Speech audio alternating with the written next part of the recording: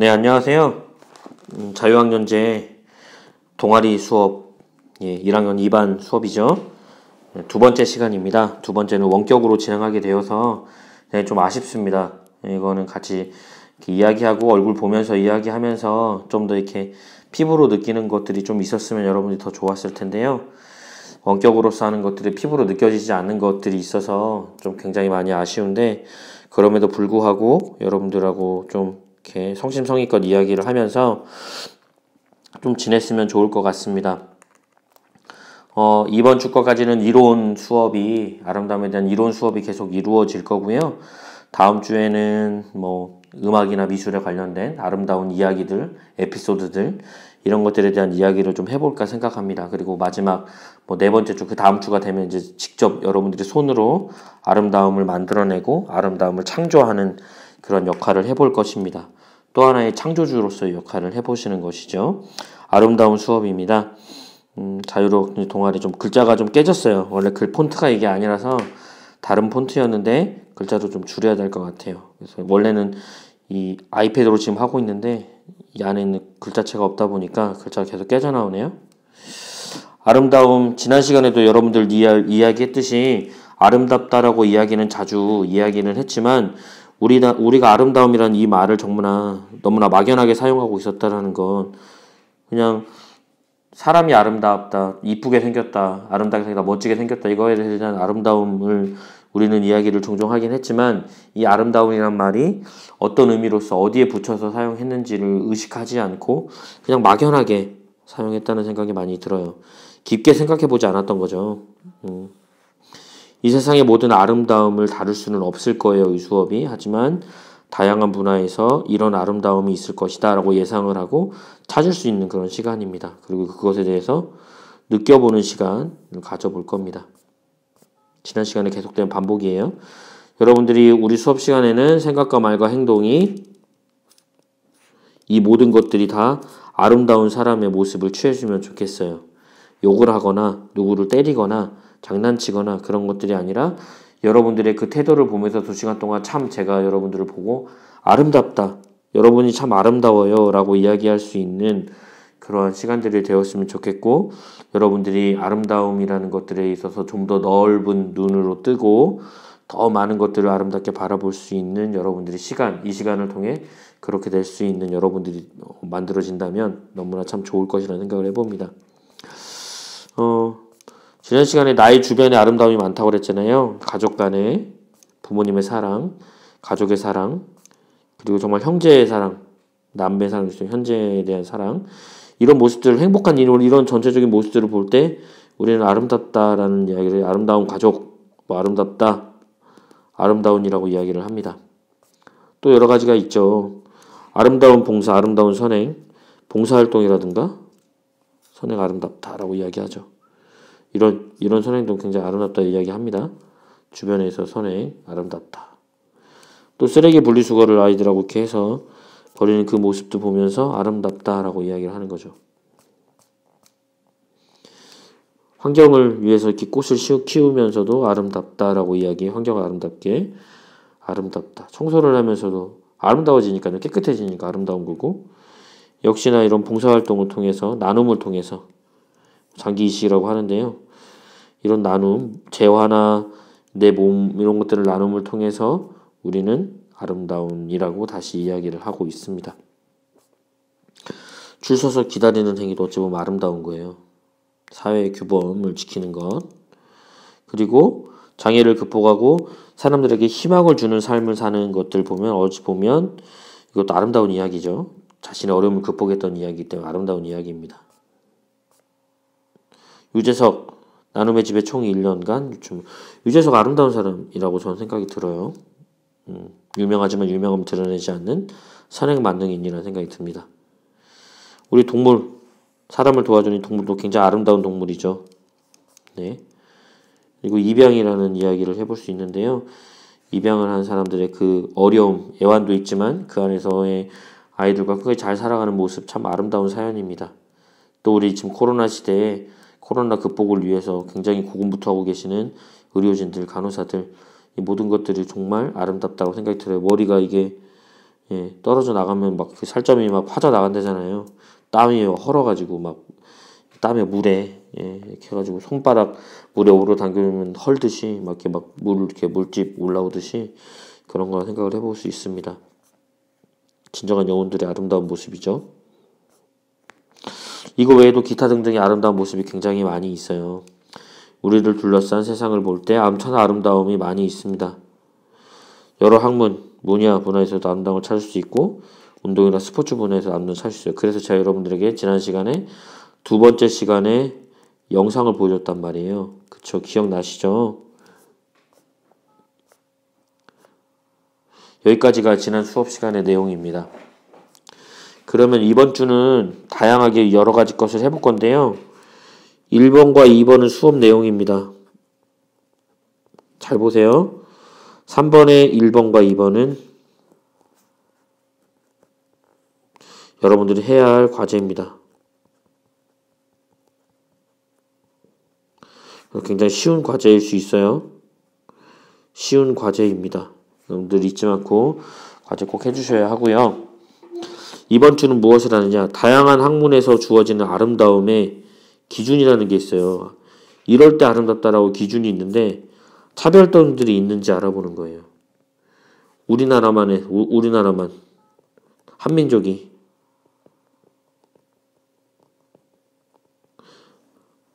아름답다 라고 할 수도 있어요. 우리만. 어떤 것인지 잘 보면 좋을 것 같고요. 다양한 분야에서 말하는 아름다움을 한번 찾아보는 거예요. 국어, 생물, 예술. 여러분들 나름대로 한번 찾아보세요. 저는 제가 찾은 것들을 여기서 넣었는데요.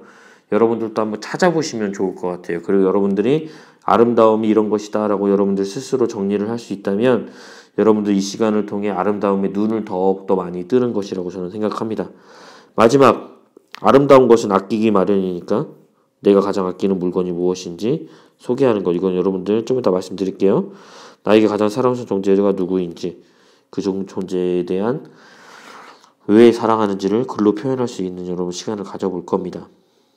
첫 번째죠. 학문, 아름다움의 기준이 학문마다 다르다. 학문마다 뿐만 아니라 다양하게 다를 수 있어요. 다양하게. 아름다움이란 말의 의미는 절대 변하지 않아요. 아름답습니다 라는 말의 기준은 의미는 변하지 않습니다. 그런데 기준에 차별점이 있을 따름이에요. 기준이라는 것은 감각의 기준인 거예요. 곧 마음의 기준입니다. 어떤 나라는 저게 아름답고 어떤 나라는 이게 아름답다라고 이야기할 수 있는 거죠. 마음이 선하면 아름다움의 폭도 넓어질 것입니다. 분명합니다. 마음이 약하면 보편적인 아름다움도 더러움으로 인식이 돼요. 더러운 것들이 아름다움을 대체하기도 합니다. 이건 악이라고 보면 돼요. 악. 예. 악한 것. 악한 기운이 아름다움의 명예를 훼손시키고 아름다움을 우리가 바라볼 수 있는 것을 가로막게 되는 거죠. 아름다움이란 말의 의미는 절대 변하지 않아요. 앞에서도 이야기했지만 기준의 차별점. 그러나 조심해야 할 것은 다수가 이 기준을 아닌 기준을 몰고 가는 거예요. 맞는 기준으로 그렇게 보고 몰고 가는 겁니다. 다수가 몰고 가는 아름다움의 기준이 아름다움이 아닐 수도 있어요. 네, 이게 아닐 수도 있다는 얘기야. 더러움을 감추기 위한 마음이 더러워진 사람들이 단합하여서 다수니까 많아서 이게 아름다움이다 라고 기준을 제시하는 것들이 있는데 그 기준이 한참 못 미치고 더러움일 수도 있다는 것. 더러움을 아름다움으로 둔갑시키기도 하는 경우도 있습니다. 이게 아마 가장 큰 문제인 것 같아요. 착각하게 되는 거죠, 사람들이. 그래서 자꾸 아름다움을 선택하는 것이 아니라 더러움을 선택하게 되는 그런 일들이 자꾸 생기는 거예요. 예. 요즘 사회가 굉장히 많이 그러죠. 왜냐하면 가치라는 기준들이 계속 흔들리고 있기 때문이죠. 예. 이게 문제인 거예요.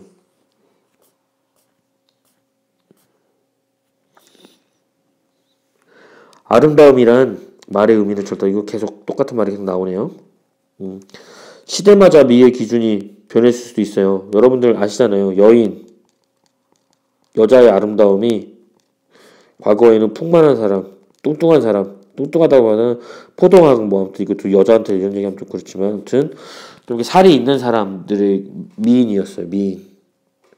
근데 지금은 그게 미인이 아니죠. 이런 사람들은 통통한 사람, 뭐 뚱뚱한 사람 이렇게 이야기를 합니다. 예. 미의 기준이 변했어요. 시대마다 변하는 거예요. 또 장소마다 변하죠. 파푸아뉴기니아에 가면 머리 작은 사람보다 머리 큰 사람, 작은 사람, 큰 사람 어떤 사람이 더 아름답고 멋진 사람일까요? 큰 사람이에요. 웃으면 혼나요. 웃으면 큰일 납니다. 웃는 사람은 최하층에 있는 사람이 웃는 것다라고 이야기해요. 만들어진 풍습에 따라 기준도 변하죠. 그쵸? 이거 분명히 그럴 거예요. 웃으면 큰일 난다. 라는 것도 어찌 보면 파푸아뉴기니아에 있는 사람들이 부족들이 만들어 놓은 풍습일 수 있습니다. 또 나이에 따라 아름다움은 변하기도 하죠. 예. 나이 먹었을 때는 컴퓨터가 참 좋다가 나이 먹고 나면 자동차가 이뻐지는 뭐 이런 것들도 변할 수 있는 거죠. 남자들이. 지위나 신분에 따라서도 보는 게 다르기 때문에 아름다움이 당연히 변할 수밖에 없는 겁니다. 아름다움이란 말의 의미는 절대 변하지 않는다. 그럼에도 불구하고 우리는 여기에서 보편타당한 아름다움, 모두가 아름답다고 이야기하고 공통으로 통용되는 아름다움을 이야기하고자 합니다.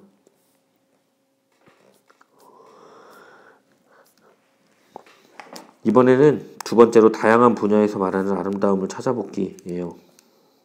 국어, 문학, 이런 분야 있잖아요. 글 분야.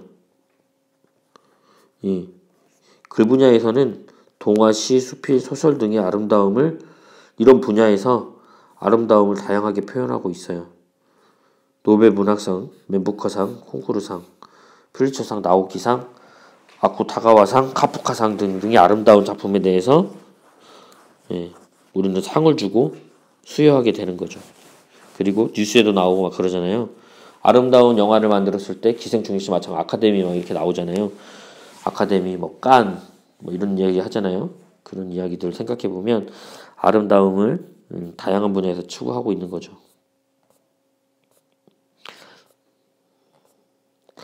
문학 분야에서 아름다운 시 한 편을 여러분들에게 소개시켜 드릴 텐데요. 저는 굉장히 이 시가 마음에 들고 이 시가 우리에게 던져주는 메시지가 굉장히 크다라고 생각을 해봐요. 바로 뭐냐면 김춘수의 꽃입니다. 여러분도 많이 들어봤을 거예요.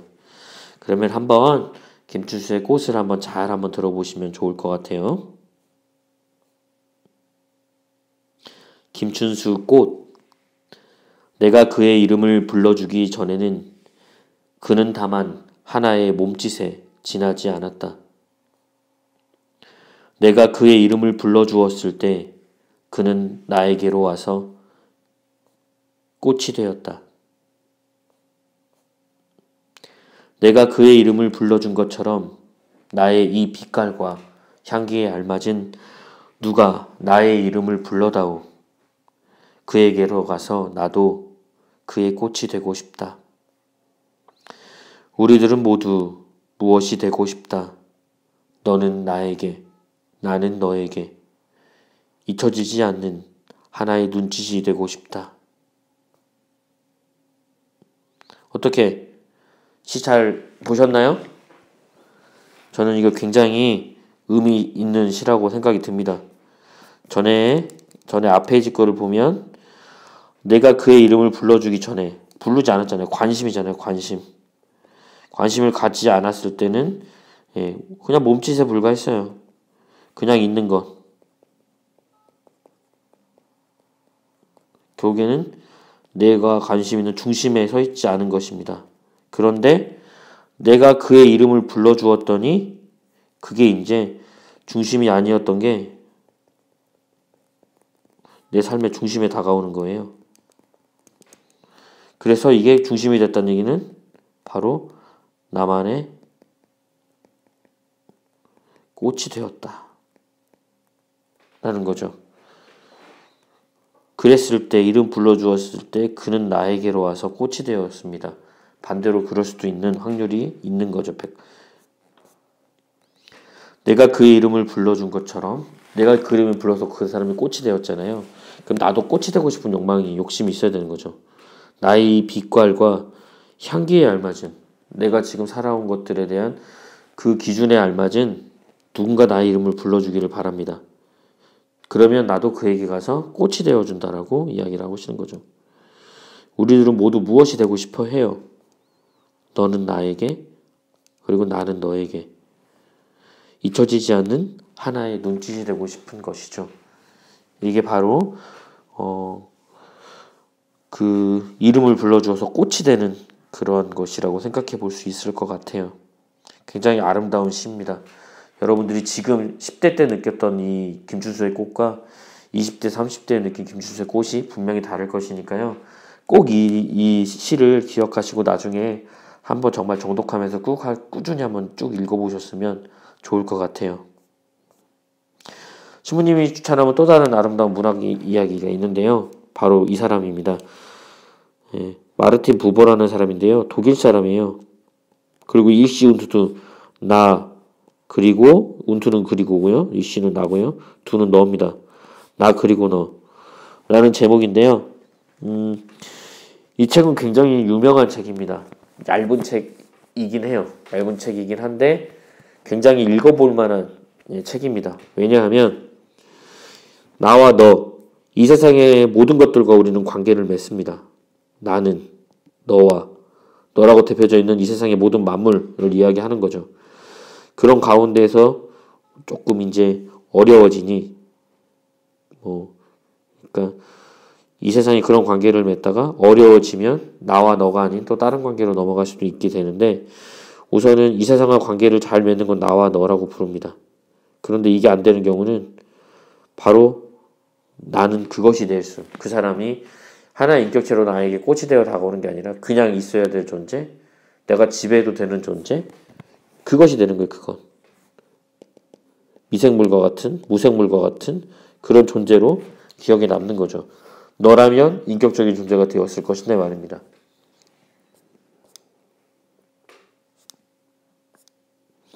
마르틴 부버는 인간이 관계를 맺는 타자, 내가 너와 관계를 맺고 혹시 그것과 이렇게 관계를 맺을 텐데 나는 너는 맞는 거고 나의 그것은 아닌 거예요.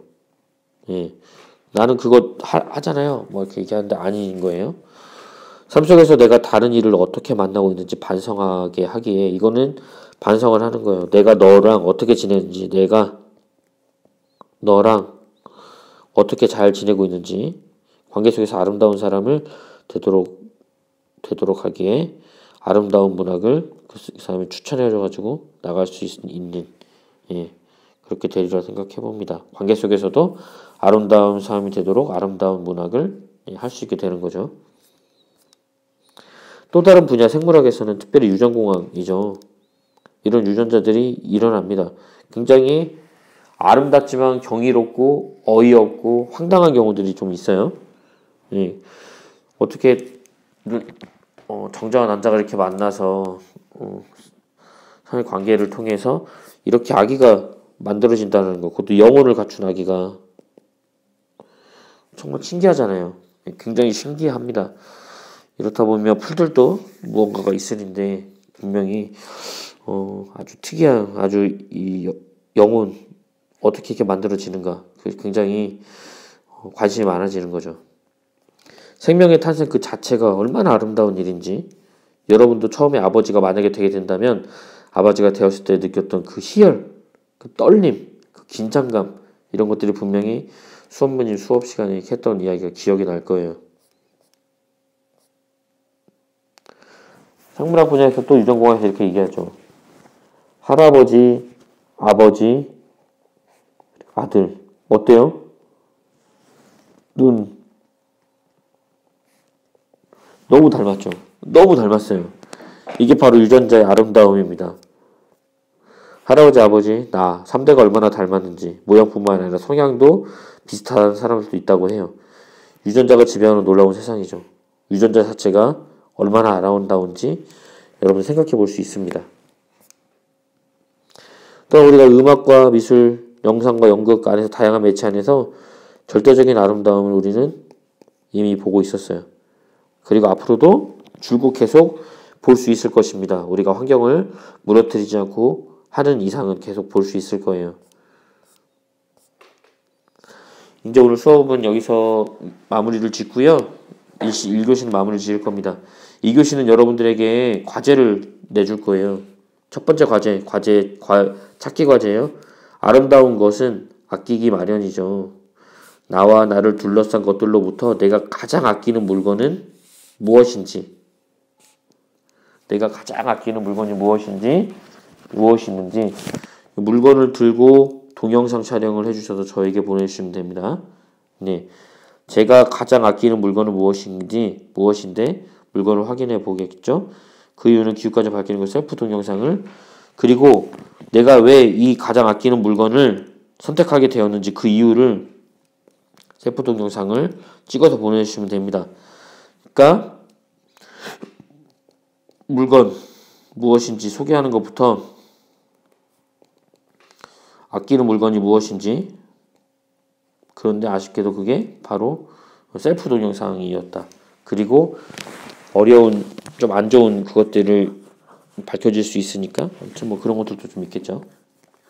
과제 1 꼭 해주셨으면 좋겠습니다. 다음 시간까지 거둘 예정입니다. 다음 시간 꼭 가져오세요. 동영상을 저에게 바로 보내주셔도 돼요.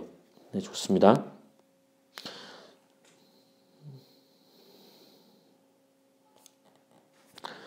두 번째 과제인데요. 나에게 가장 사랑스러운 존재가 누구인가? 그 존재가 사랑스러운 이유는 그 존재자를 위해 사랑의 편지 쓰기. 나에게 가장 아름다운 존재? 뭐 가족이겠죠. 존재가 사랑스러운 이유, 당연히 가족이니까 사랑스러울 밖에 없죠. 존재를 향해서 러브레터, 즉 사랑의 편지. 뭐 아쉬운 건 그거죠. 자주 찾아가서 뵈지 못했다는 게 굉장히 아쉬울 뿐입니다. 그래서 편지를 저도 쓸 테니까 여러분도 편지 써서요. 과제 1, 2 꼭 해주셨으면 좋겠습니다. 우체부에게 전달할 수 있는 방법도 있으니까 반드시 꼭 해주셨으면 좋겠습니다. 오늘은 수업이 이것도 있네요. 마무리 한번 지어보죠. 영상 찍었잖아요. 간시 4월 24일 수요일까지 밤 9시까지 제 전화번호입니다. 입력하셔서 보시면 될 것 같고요. 카톡으로 친구 신청하시고 보내주세요. 반드시 닉네임이 아닌 실명을 밝혀주십시오. 네, 좋습니다. 과제 2 표현 과제는 편지를 3월 26일까지 써오시는 게 미션입니다. 네, 이 두 가지 반드시 했으면 좋겠습니다. 반드시 해서 보내주시길, 해서 가져오시길. 오늘은 여기까지 수업하고 다음 시간 대명이니 사연이 있는 예술작품, 사연이 있는 의술작품에 대해서 알아보고 사연에 대해서 이야기를 해보면서 캘리그래피도 시작하고 음악도 듣는 시간 가져보도록 하겠습니다. 오늘은 아마 여기서 마무리가 될 겁니다. 좋은 하루 잘 보내시고요. 기쁜 한 주간 잘 맞았으면 좋겠습니다.